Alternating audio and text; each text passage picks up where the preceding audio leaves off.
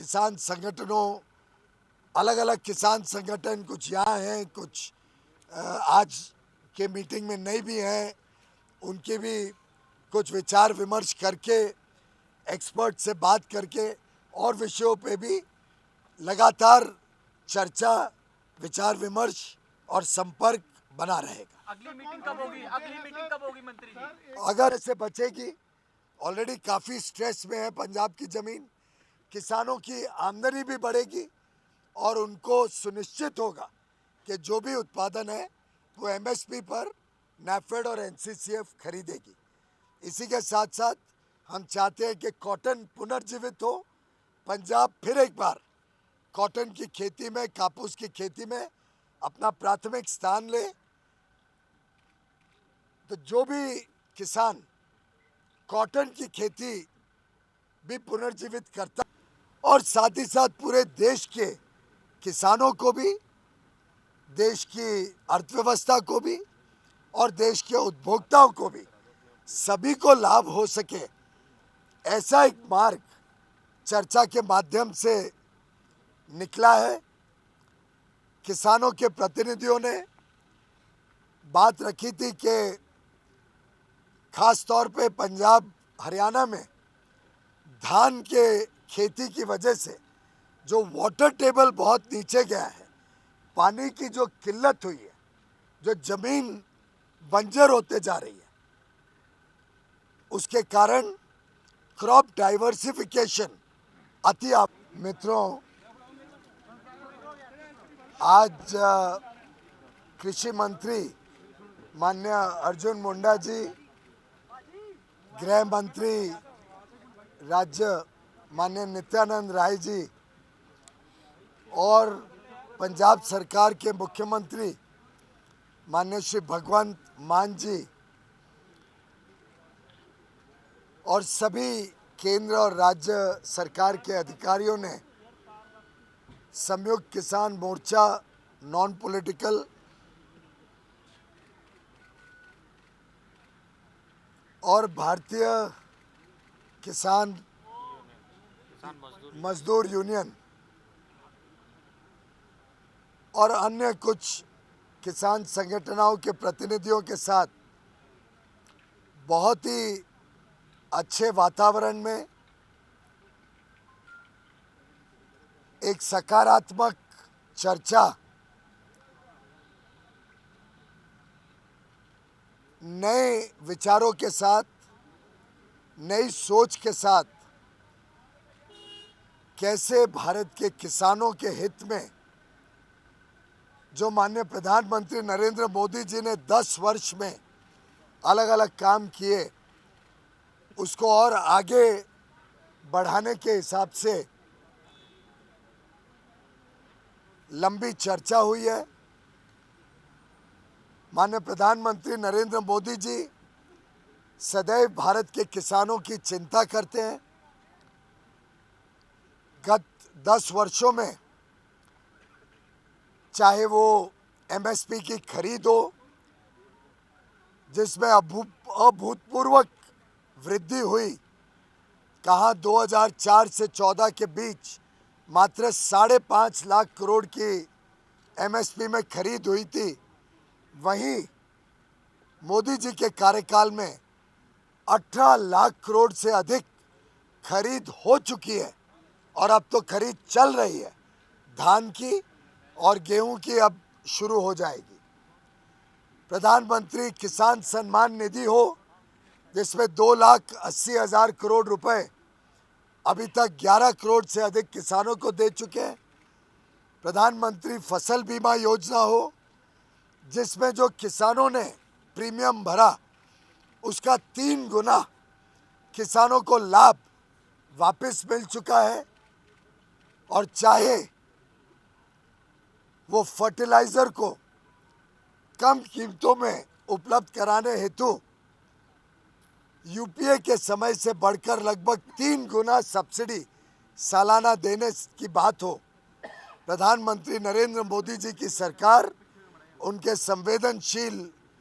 नेतृत्व के, उनके मार्गदर्शन के कारण सदैव भारत के किसानों के हितों के लिए काम करती रही है। आज यूनियन के प्रतिनिधियों ने कुछ ऐसे विषय सामने रखे जिसमें 3-4 प्रमुख अंश को जोड़कर एक सहमति से लगभग दोनों पक्षों के बीच में वार्तालाप के माध्यम से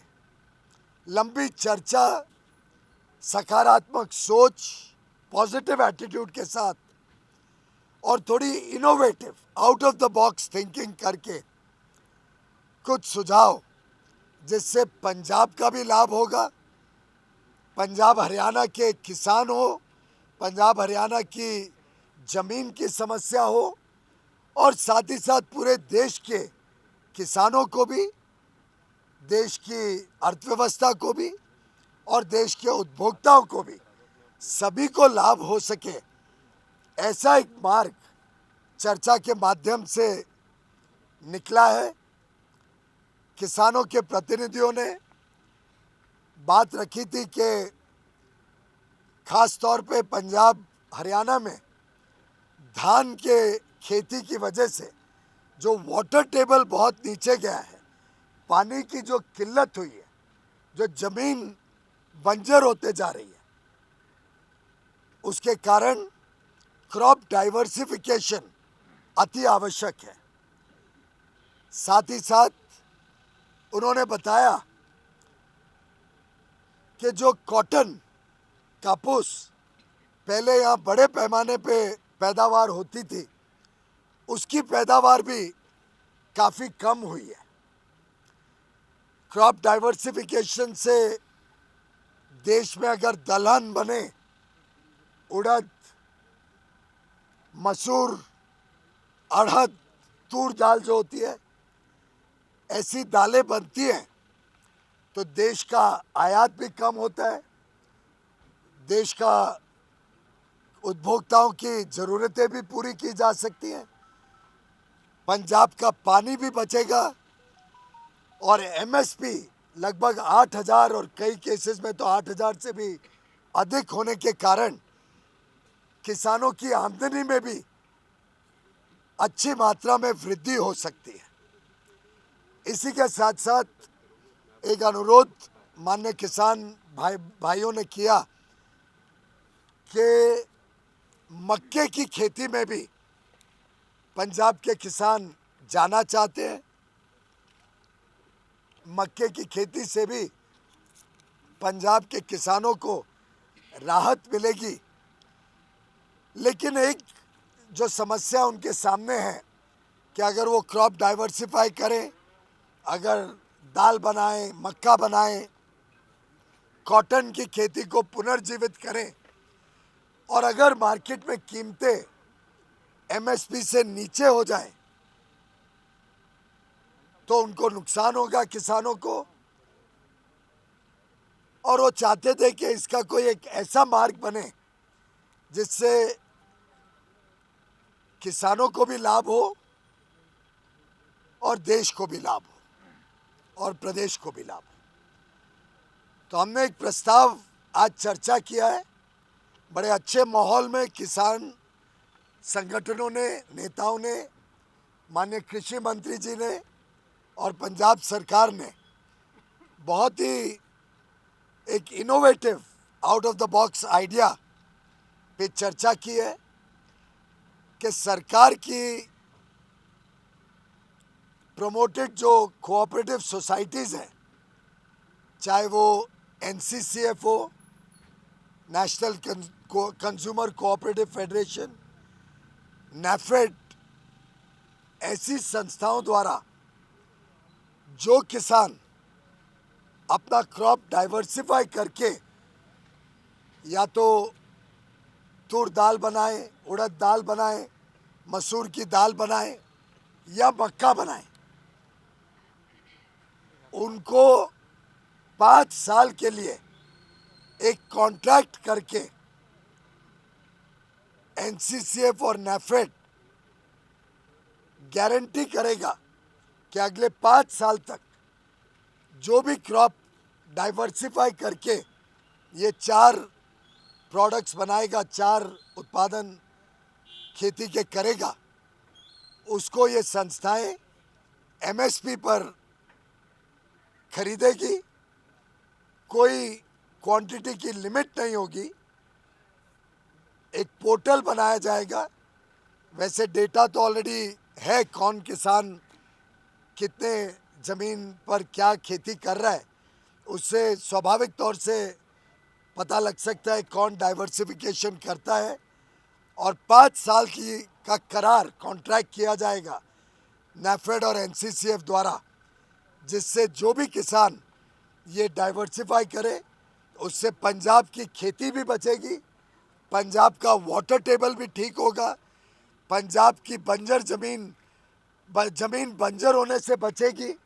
ऑलरेडी काफ़ी स्ट्रेस में है पंजाब की ज़मीन। किसानों की आमदनी भी बढ़ेगी और उनको सुनिश्चित होगा